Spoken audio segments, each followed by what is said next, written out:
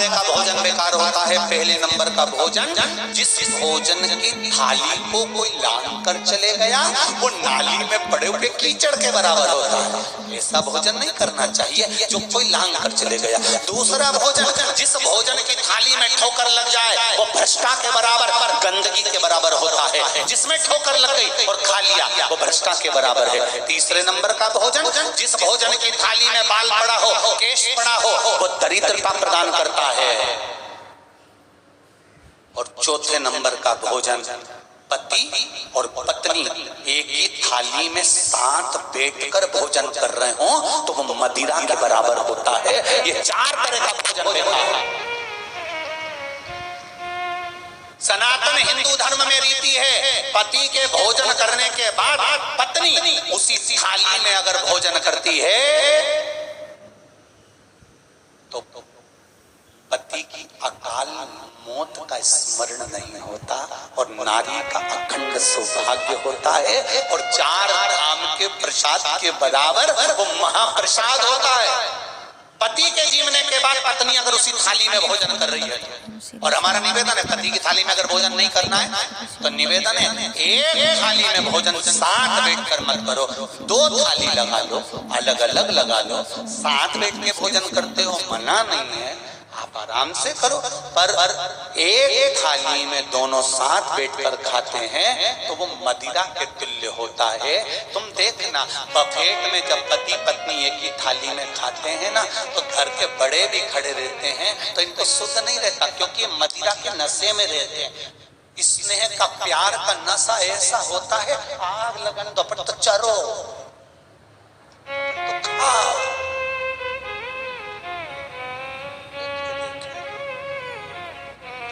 अलग थाली लगा लो, दोनों एक साथ खाना है तो। पर पति और पत्नी 4 तरह का भोजन बेकार होता। पहले नंबर का बोलो कौन सा, जम के बोलो जरा, जिसको कोई अच्छी जम के बोलो, लांग गया। दूसरा ठोकर लगा हुआ, तीसरा बाल पड़ा हुआ, और चौथा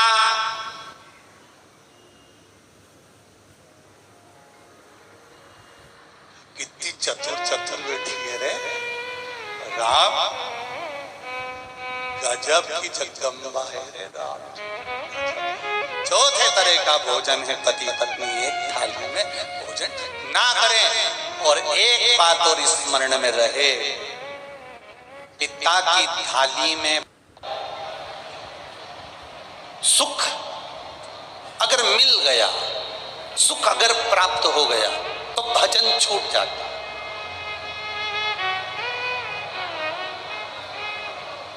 अगर सुख प्राप्त हो गया तो भजन छूट गया।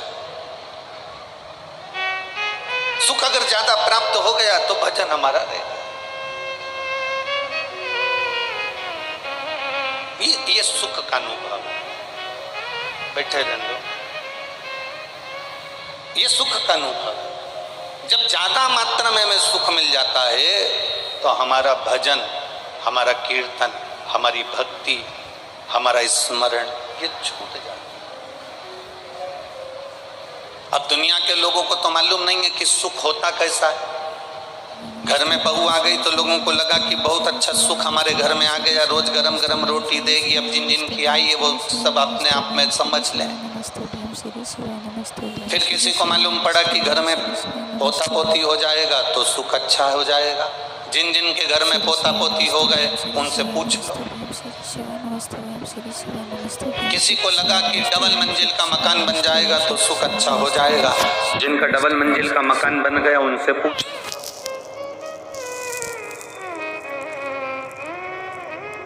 सुख मिलता कहाँ? सुख कैसा होता है? सुख की कल्पना कैसी होती है? सुख कैसा होता है?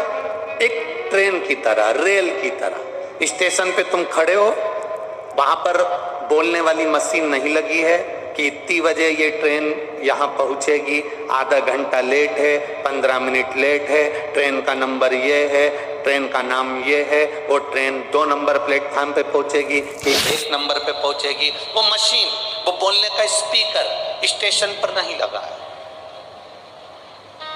वो बोलने की मशीन स्टेशन पर नहीं लगी है। और जिस स्टेशन पर बोलने की मशीन नहीं लगी होती, जिस स्टेशन पर बोलने के स्पीकर नहीं लगे होते, जिस स्टेशन पर बोलने के लिए कोई माइक नहीं लगा होता, तो जो जाने वाला यात्री है ना, जिसको यहाँ से अपने मैनपुरी से जिसको आगरा जाना है, तो अगर मालूम पड़े मशीन नहीं लगी है, स्पीकर नहीं लगा है, तो जो भी ट्रेन आती है ना, तो जाने वाले व्यक्ति को यही लगता है कि मेरी आ रही है, अब आ रही है, आवाज आ रही है, आ रही है, आ रही है, आ रही है। और जो ट्रेन सामने आती है वो तो तुरंत निकल जाती, मालूम पड़ा ये तो मालगाड़ी है। फिर खड़ा, फिर दूसरी ट्रेन आई, आ रही, अब की बार ये अपनी ट्रेन आ रही है, तैयारी करके बैग में लेके बस तैयार होके सामने आया। इतनी देर में मालूम पड़ा कि ये तो दूसरी जगह जा रही थी, मालूम पड़े काशी जा रही है, अब ये बनारस जा रही है। तो फिर तैयार हुआ, आ रही है, आ रही है, आ रही है, आ रही है, और फिर ट्रेन चलते चलते मालूम पड़ा कि ये ट्रेन तो दूसरी जगह जा रही है। बस सुख भी ऐसा ही होता है। बचपन में लगता है कि जवानी में सुख मिलेगा, जवानी में लगता है कि अधेड़ी में सुख मिलेगा, थोड़ी एक दो दुकान और खोल लूं फिर सुख की जिंदगी जीऊंगा, घर में बहू आ जाए सुख की जिंदगी जीऊंगा, पोता पोती हो जाए सुख की जिंदगी जीऊंगा, थोड़ा काम काज फैला लूं सुख की जिंदगी जीऊंगा।